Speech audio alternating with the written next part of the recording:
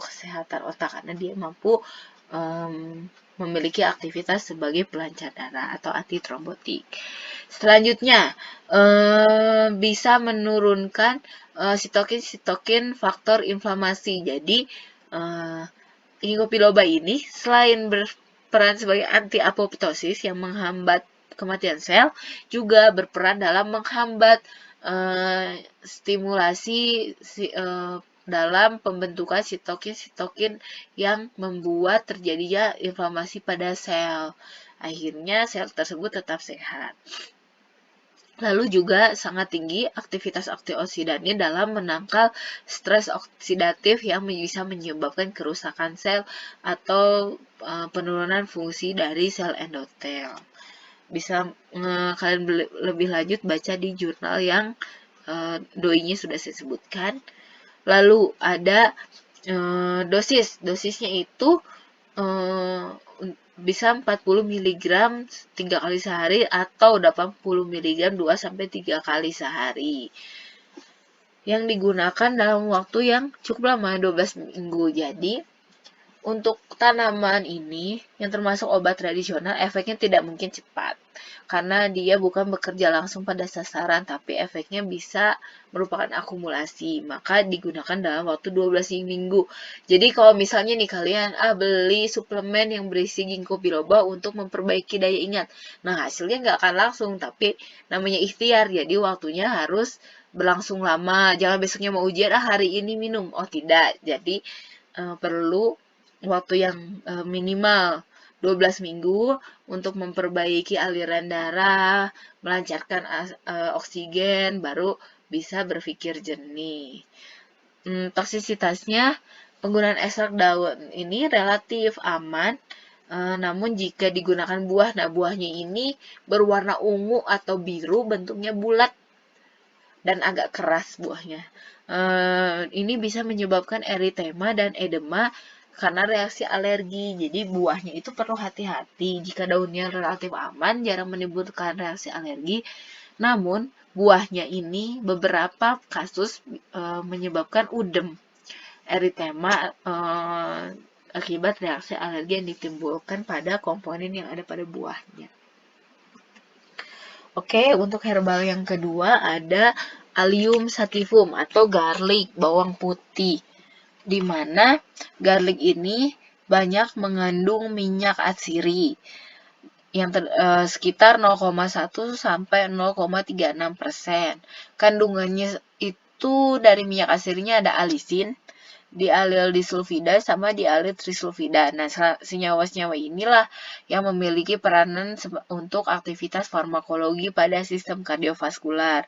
Mungkin kalian pernah dengar kalau bawang putih itu bagus untuk penanganan proses hipertensi atau penyakit hipertensi.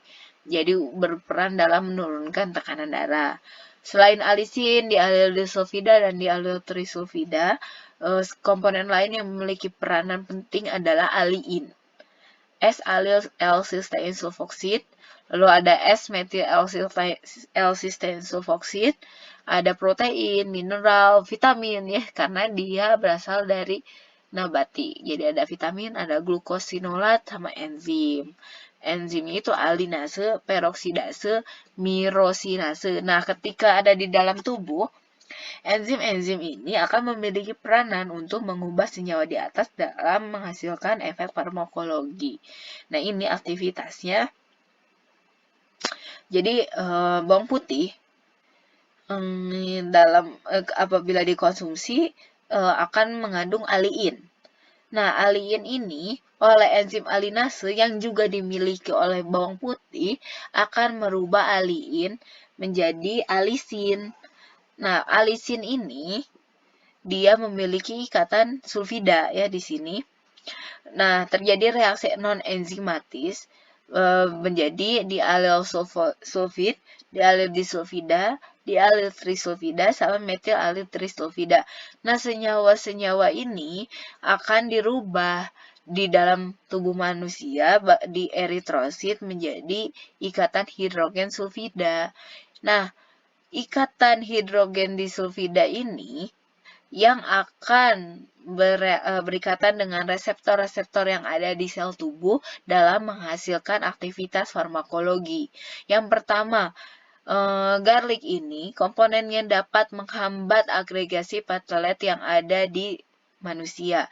Jadi sama seperti ginkgo, dia memiliki aktivitas anti-trombotik.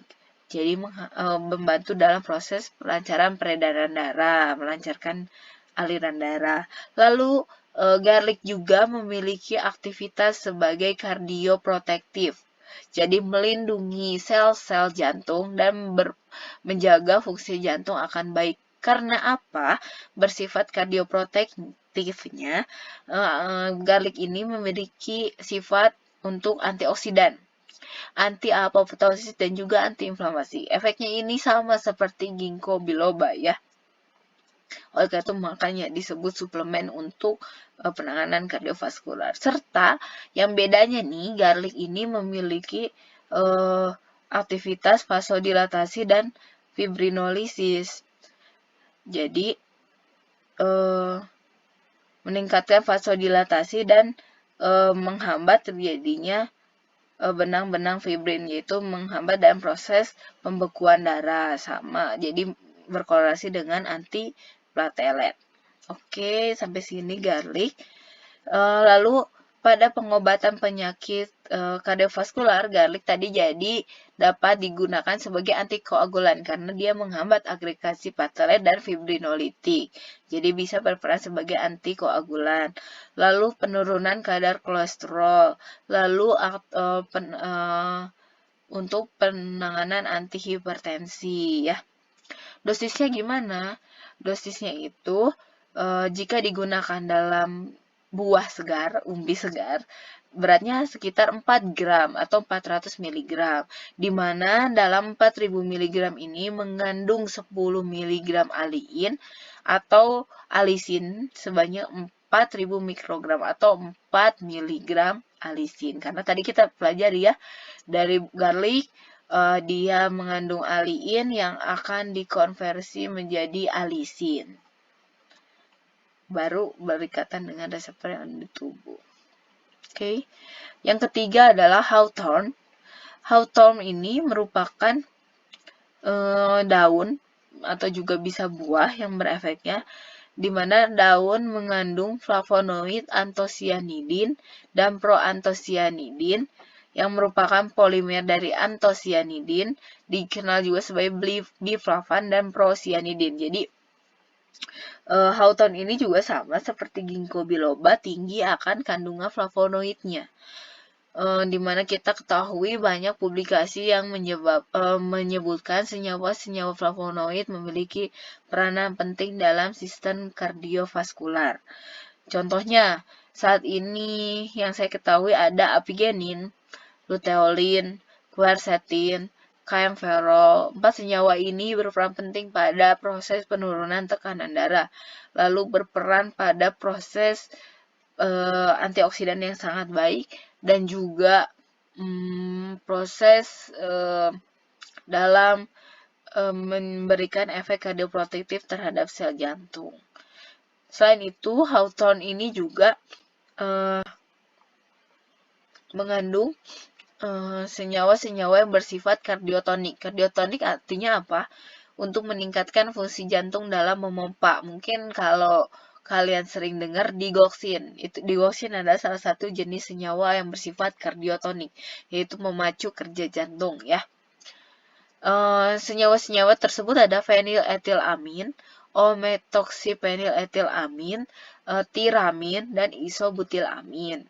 Serta ada kolin dan asetilkolin. Asetilkolin tahu sendiri adalah senyawa neurotransmitter yang berikatan dengan reseptor muskarinik yang berperan pada proses relaksasi. Lalu ada purin derivat, yaitu adenosin, adenin, guanin, kafein asid, itu komponen penyusun DNA. Berarti dia berperan juga dalam pembentukan gen. Amigdalin, pektin banyak digunakan untuk menangani diare. Lalu senyawa triterpen, yaitu asam ursolat, oleonolat, di mana asam ursolat dan oleanolat ini merupakan senyawa yang banyak diketahui sebagai antibakteri. Lalu, Kratages ini dapat digunakan untuk menurunkan tekanan darah, serangan angina, dan penurunan kadar kolesterol. Kratages ini dapat mencegah deposisi kolesterol di dinding arteri, artinya bisa menghambat aterosklerosis dan meningkatkan fungsi jantung. Aktivitas farmakologinya tadi kan sudah saya sebutin ya. Nah, ini kita bahas dengan mekanismenya masing-masing. Yang pertama ada antihiperlipidemia, di mana mekanisme yang pertama adalah meningkatkan oksidasi asam lemak, Fa itu fatty acid, pada hati dengan meningkatkan aktivitas enzimnya, lalu menghambat enzim ASAT, lalu menghambat enzim HMG, lalu meningkatkan aktivitas biosintesis asam empedu, menurunkan apolipoprotein B, dan menghambat stres oksidatif karena bersifat sebagai antioksidan. Lalu, makanya tadi disebutkan pada slide sebelumnya kenapa bisa disebut menghambat kadar kolesterol ya, karena Kratages ini tadi mekanismenya mirip-mirip obat kolesterol.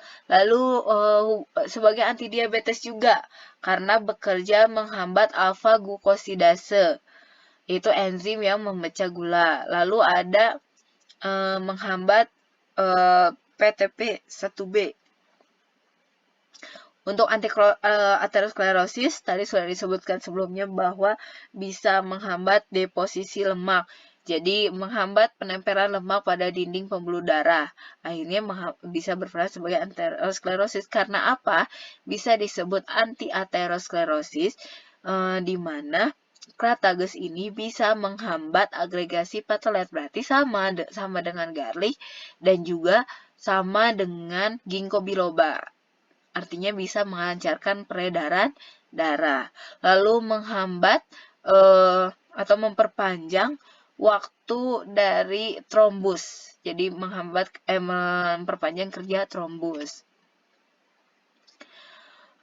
Selain itu juga berperan sebagai antiobesitas karena ini bekerja pada level ekspresi gen, di mana yang pertama menghambat reduksi ekspresi SRAP, menghambat reduksi ekspresi gen adipogenik transcription gen, dan juga menghambat terjadinya preadiposit pada proses diferensiasi pematangan sel lemak. Jadi, kenapa Kratages ini bisa disebut dengan antiobesitas? Karena dia bisa menghambat